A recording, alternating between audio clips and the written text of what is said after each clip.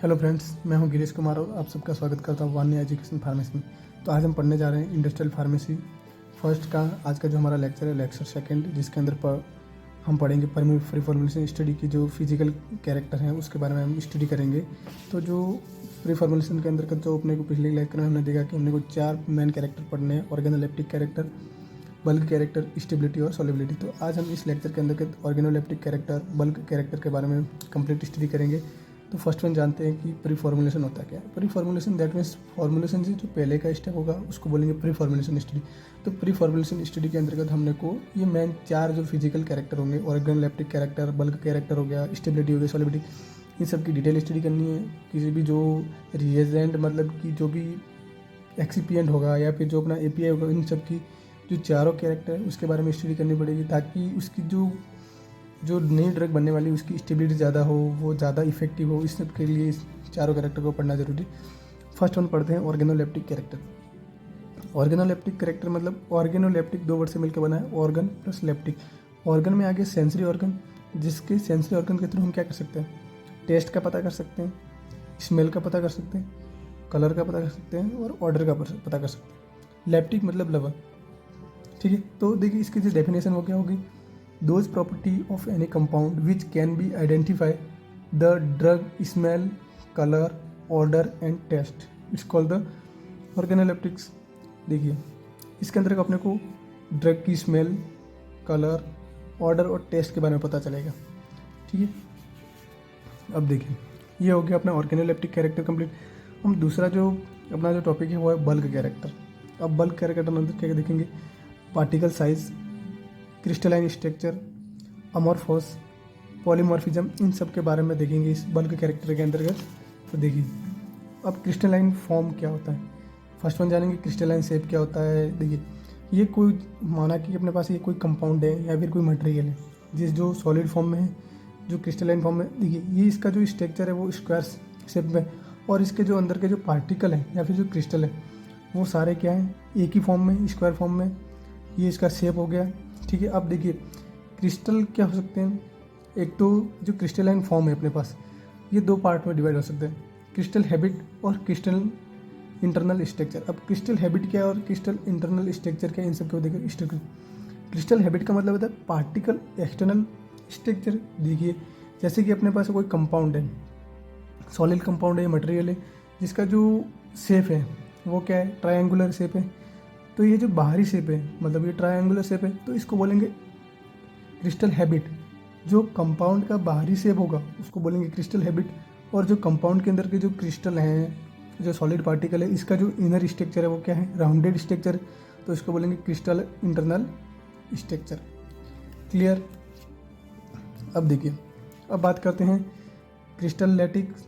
Crystal lattice का मतलब क्या होता है कि जो अपना कंपाउंड या जो सॉलिड पार्टिकल है वो किस किस फॉर्म में प्रेजेंट है, उसको बोलेंगे क्रिस्टल लैटिक्स। तो जो क्रिस्टल जो पार्टिकल है वो मेनली 7 अलग अलग स्ट्रक्चर में हो सकता है। फर्स्ट वन जैसे कि क्यूबिक के फॉर्म में हो सकता है, क्यूबिक के फॉर्म में हो सकता है, ट्रायंगुलर के फॉर्म में हो सकता है, ट्राइक्लिनिक के फॉर्म में हो सकता है, ऑर्थोमेबिक के फॉर्म में हो सकता है, हेक्सागोनल के फॉर्म में हो सकता है, मोनोक्लिनिक के फॉर्म में हो सकता है, ट्राइगोनल के फॉर्म में हो सकता है। ये मेनली मतलब जो कोई भी अपना मटेरियल या सॉलिड पार्टिकल है वो 7 अलग अलग फॉर्म में, इनमें से कोई सी भी फॉर्म में पॉसिबल हो सकता है। अब बात करेंगे क्रिस्टलाइन मॉलिक्यूल्स। देख क्रिस्टलाइन मॉलिक्यूल मतलब एनीवन क्रिस्टल और उसका जो शेप है। क्रिस्टलाइन लैटिक्स का मतलब है क्रिस्टलाइन मॉलिक्यूल का जो शेप है उसको बोलते हैं क्रिस्टलाइन लैटिक्स। तो ये 7 स्ट्रक्चर प्रेजेंट है, ठीक है। अब बात करते हैं क्रिस्टलिनिटी। क्रिस्टलिनिटी मतलब जो अपना क्रिस्टल है वो 2 फॉर्म में प्रेजेंट हो सकता है, या तो क्रिस्टलाइन सॉलिड के फॉर्म में हो गया या फिर अमॉर्फस फॉर्म के प्रेजेंट हो गया। अब हम जानेंगे क्रिस्टलाइन सॉलिड क्या होता है, अमॉर्फस सॉलिड क्या होता है, इन सब के देखिए क्रिस्टलाइन सॉलिड और अमॉर्फस सॉलिड को जानने से पहले ये इन 2 स्ट्रक्चर को देखिए ये दोनों स्ट्रक्चर स्क्वायर के फॉर्म में प्रेजेंट हैं और इसके अंदर पार्टिकल प्रेजेंट है। ये जैसे फर्स्ट वन ये हो गया, सेकंड ये, इसके अंदर जो पार्टिकल है वो क्या है, ये तो स्क्वायर है, और ये अंदर के जो पार्टिकल है वो क्या है, राउंडेड है, राउंडेड शेप में, और सारे पार्टिकल क्या है, एक ही शेप के हैं और एक ही साइज के। क्लियर। और इसके अंदर का जो बीच का जो स्पेस है इसको बोलते हैं वॉइड स्पेस। जो पार्टिकल के बीच बीच का जो स्पेस बता रहा है उसको बोलते हैं वॉइड स्पेस। ठीक है, अब दूसरा देखिए, दूसरा जो स्क्वायर है इसके जो पार्टिकल हैं वो उसका जो शेप है कोई फिक्स नहीं है। देखिए इरेगुलर शेप है, किसी का राउंडेड है, किसी का स्क्वायर है, किसी का ट्रायंगुलर है, किसी का हेक्सागोनल है, अलग अलग शेप के परसेंट है। और इसके जो शेप और जो साइज़ है कोई मतलब छोटी साइज़ का, कोई उससे बड़ी साइज़ का है, कोई ज़्यादा ही बड़ी साइज़ का है, अलग अलग साइज़ और शेप के पार्टिकल है। अब हम बात करेंगे क्रिस्टलाइन और अमरफॉस। अब देखिए क्रिस्टलाइन के लिए ये स्ट्रक्चर है, मतलब जो इसके जो पार्टिकल साइज़ है, पार्टिकल साइज़ और जो शेप है वो क्या होगा, कॉमन रहेगा। पूरे जो मटेरियल है उसके जो सारे पार्टिकल होंगे उसका जो पार्टिकल शेप है वो क्या होगा, एक जैसा होगा। जो अरेंजमेंट है वो एक फिक्स पैटर्न में होगा। सारे मॉलिक्यूल देखिए एक ही रो में, एक ही लाइन में है। ठीक है, तो जो इसका जो पार्टिकल का जो अरेंजमेंट है वो एक फिक्स पैटर्न में होगा। दूसरा ये तो हो गया क्रिस्टलाइन के लिए। अब अमॉर्फस क्या है, देखिए इसके जो पार्टिकल है इसका साइज़ और शेप कोई फिक्स नहीं है, और तो इसका शेप मतलब जो अरेंजमेंट है उसका जो पैटर्न है वो पैटर्न भी कोई फिक्स नहीं है। तो देखिए क्रिस्टलाइन सॉलिड कैसे हो सकता है, ऐसे सॉलिड पार्टिकल जिसके पार्टिकल साइज शेप एक सेम हो और उसका जो अरेंजमेंट हो या जो फिर अरेंजमेंट का जो पैटर्न है वो एक फिक्स पैटर्न में हो। ये तो हो गया क्रिस्टलाइन सॉलिड। अब अमॉर्फस सॉलिड क्या है, ऐसे सॉलिड जिनका पार्टिकल साइज शेप क्या हो, डिफरेंट हो और एक फिक्स पैटर्न में प्रेजेंट ना हो, मतलब जो उसका अरेंजमेंट का पैटर्न हो वो क्या हो, डिफरेंट हो। अब देखिए एक नोटिस करने वाले पॉइंट ये है कि देखिए जो क्रिस्टलाइन फॉर्म है इसके अंदर का जो वॉइड स्पेस है वो क्या है, कंपेयर देन अमॉर्फस ज़्यादा है, क्योंकि इसका जो पार्टिकल साइज और शेप है क्या वो सिमिलर है। तो इसके बीच का जो वॉइड स्पेस है वो क्या, मतलब सब में एक जैसा रहेगा और ज़्यादा रहेगा। इसमें क्या है, जो पार्टिकल साइज है, स्ट्रक्चर में मत जाइए, मैं बोल रहा हूँ उस पर ध्यान दीजिए। जो ये पार्टिकल है इसमें पार्टिकल साइज और शेप है क्या है वो इरेगुलर, कोई छोटा पार्टिकल है, कोई बड़ा पार्टिकल है। तो जैसे कि कोई बड़े दो पार्टिकल है उसके बीच में क्या होगा, वॉइड स्पेस रह गया, तो उसकी जो वॉइड स्पेस में उसकी जगह जाकर क्या होगा, छोटे पार्टिकल फिक्स फिट हो गए। और देखिए ये तो इसका जो वॉइड स्पेस हो गया, तो जो वॉइड स्पेस है वो क्या होगा, अमॉर्फस पार्टिकल का कम होगा। ठीक है, जो वॉइड स्पेस है वो अमॉर्फस पार्टिकल का कम होगा कंपेयर देन क्रिस्टलाइन फॉर्म में। तो क्रिस्टलाइन फॉर्म का जो वॉइड स्पेस है वो क्या होगा, ज़्यादा रहेगा। अब देखिए वॉइड स्पेस ज़्यादा है। अब बात करते हैं सरफेस एरिया की। दो चीज़ें कवर होने के बाद वॉइड स्पेस तो हो गया अपना, इसका ज़्यादा रहेगा और इसके कंपेयर में कम रहेगा। अब हम बात करते हैं surface area. First point clear हो गया। अब बात करते हैं सरफेस एरिया। अब देखिए इसमें पार्टिकल साइज और शेप क्या है, एक फिक्स है। अब फिक्स है तो इसका जो चारों तरफ का सरफेस एरिया है वो भी फिक्स होगा। एक पार्टिकल जैसे सरफेस एरिया वो सभी का होगा, उसका मतलब ठीक है। लेकिन इसमें क्या है, पार्टिकल छोटे हैं बड़े हैं, तो छोटे पार्टिकल जितने ज़्यादा छोटे पार्टिकल होंगे या तो उसका क्या होगा, सरफेस एरिया भी जितने बढ़ेगा। तो इस कंडीशन में जो इसका जो सरफेस एरिया, जो टोटल सरफेस एरिया होगा, नेट सरफेस एरिया, वो इसकी जो अमॉर्फस है उसके कंपेयर में कम होगा। क्लियर। तो इन दोनों केस में देखिए एक क्वेश्चन ये भी बनता है कि हम अपने पास दो सॉलिड है, एक तो क्रिस्टलाइन सॉलिड है और एक अमॉर्फस सॉलिड। तो अपने को ये पता करना है कि कौन कितना सॉल्युबल होगा, तो कंपेयर देन करना है, मतलब दोनों में कंपैरिजन करना है। तो देखिए ये जो अमॉर्फस वाला है, आपको लग रहा होगा कि जो क्रिस्टलाइन जो सॉलिड होगा वो क्या होगा, ज़्यादा सॉल्युबल होगा, लेकिन ऐसा नहीं है। क्योंकि ये जो अमॉर्फस सॉलिड है, मैंने क्या बताया, इसके अंदर वॉइड स्पेस कम होता है, दूसरा इसका सरफेस एरिया ज़्यादा होगा। तो मैंने एक चीज़ हमने पढ़ी थी पीपी के अंदर, फिजिकल फार्मास्यूटिक्स के अंदर, मतलब कि सरफेस एरिया जितना ज़्यादा होगा उसकी सॉल्युबिलिटी उतनी ही ज़्यादा होगी। तो अमॉर्फस सॉलिड के अंदर इसका जो सरफेस एरिया ज़्यादा होगा, क्योंकि इसका पार्टिकल साइज छोटे बड़े, मतलब उसका जो सरफेस एरिया ऑलमोस्ट, मतलब जो नेट सरफेस एरिया वो क्या होता है, कंपेयर देन क्रिस्टलाइन ज़्यादा रहता है। इसके कारण जो सॉल्युबिलिटी होगा, मतलब जो अमॉर्फस सॉलिड होगा वो ज़्यादा सॉल्युबल होगा कंपेयर देन क्रिस्टलाइन सॉलिड। देखिए अब अपना नेक्स्ट टॉपिक है पॉलीमॉर्फिज्म। अब पॉलीमॉर्फिज्म का मतलब होता है कि जो पार्टिकल साइज है किसी भी सॉलिड का, जो पार्टिकल साइज है वो एक फिक्स शेप में नहीं रहता, वो मतलब अपना जो शेप है चेंज करता रहता है, इसको पॉलीमॉर्फिज्म बोलते हैं।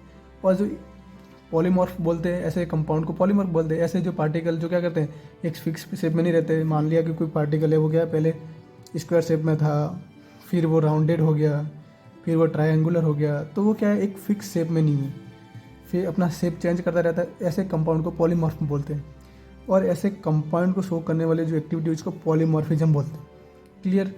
ये पॉलीमॉर्फिज्म देखिए, एक एग्जांपल के लिए मान लीजिए कि क्या होता है कि बहुत सारे, जैसे कि जो हाल फिलहाल में जो टीवी सीरियल शो चल रहा है तारक मेहता का, उसमें क्या कर रहा है कि जो बाघा का जो कैरेक्टर, हाल फिलहाल के लिए तो बाघा कैरेक्टर एक फिक्स कैरेक्टर हो गया, मतलब वो उसी कैरेक्टर को निभा रहा है। लेकिन जो इससे पहले का रोल था उसमें मतलब कई बार देखा गया कि बाघा अलग अलग कैरेक्टर में नज़र आया, कभी रिक्शा वाले के, कभी सब्जी वाले के फॉर्म, अलग अलग कैरेक्टर में नजर आया। तो वैसे ही है कि पॉलीमॉर्फिज्म में क्या होता है कि जो पार्टिकल साइज है, पार्टिकल जो शेप है, कभी स्क्वायर फॉर्म में, कभी राउंडेड शेप में, कभी ट्रायंगुलर शेप में, तो अलग अलग फॉर्म में नज़र आ रहा है पार्टिकल्स, इसी को पॉली। अब ये दो प्रकार का होता है, मोनोट्रॉपिक और एंसियोट्रॉपिक।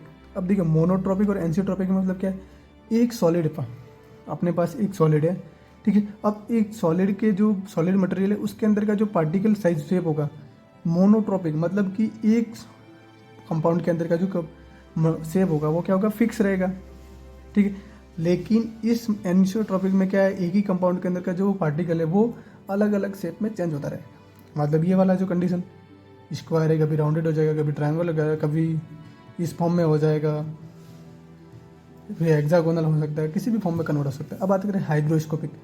अब बात करते हैं हाइग्रोस्कोपिक नेचर, हाइग्रोस्कोपिक सिटी। अब हाइग्रोस्कोपिक सिटी क्या मतलब क्या होता है, कोई सॉलिड पार्टिकल है, जैसे कि एग्जांपल के लिए नमक मान लो, क्या करता है कि जो मोस्ट ऑफ बारिश के सीजन में क्या होता है कि जो पड़ा रहता है, यदि बाहर रहता है तो वो क्या करता है, मॉइस्चर को एब्जॉर्ब कर लेता है और थोड़ा क्या होता है उसके पार्टिकल साइज आपस में जुड़ जाते हैं, वो मतलब ड्राई फॉर्म में नहीं रहता। तो इसका क्या जो नेट वेट होता है वो क्या होता है, कंपेयर देन जो पहले था उसके कंपेयर देन में बढ़ जाता है। तो वो क्या करता है, उसने मॉइस्चर को एब्जॉर्ब कर लिया। तो इस ऐसे कंपाउंड जो क्या करते हैं, मॉइस्चर को एब्जॉर्ब करके उसका जो नेट वेट है वो क्या करते हैं, बढ़ा देते हैं। ऐसे कंपाउंड को हाइग्रोस्कोपिक कंपाउंड कहा जाता है, ठीक है। हाइग्रोस्कोपिक कंपाउंड कहा जाता है। अब कौन कौन से फैक्टर ऐसे हैं जो हाइग्रोस्कोपिसिटी को इफेक्ट करेंगे।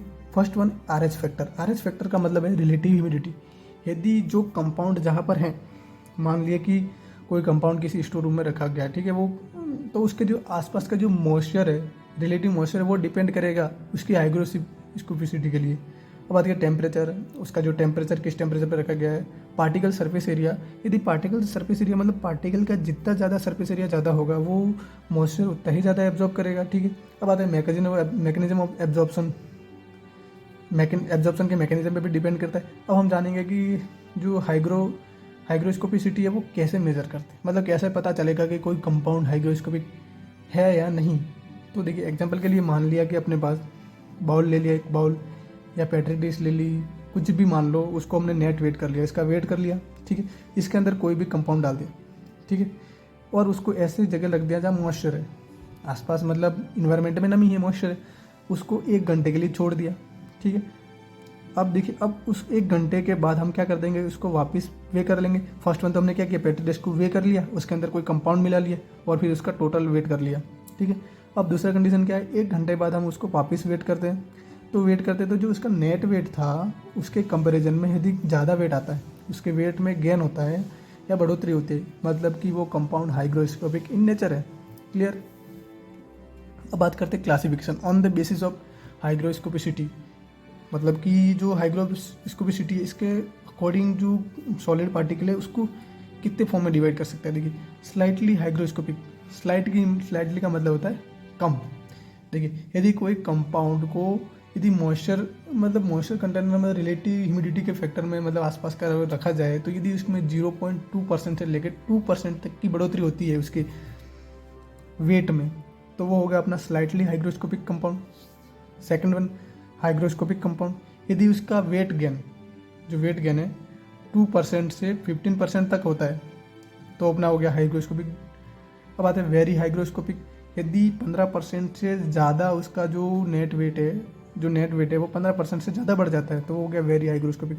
अब आता है डेलिक्विसेंट, इसका मतलब क्या होता है, कोई कंपाउंड ऐसा होता है, जैसे कि बारिश के मौसम में बात की जाए तो जो नमक है, ठीक है, उसको खुला छोड़ दिया जाए 5-6 दिन के लिए और लगातार यदि आसपास बारिश हो रही है तो क्या हो जाता है कि वो जो सॉलिड फॉर्म में था वो ऐसा पानी जैसा हो जाता है, लिक्विड फॉर्म में जैसा कन्वर्ट हो जाता है।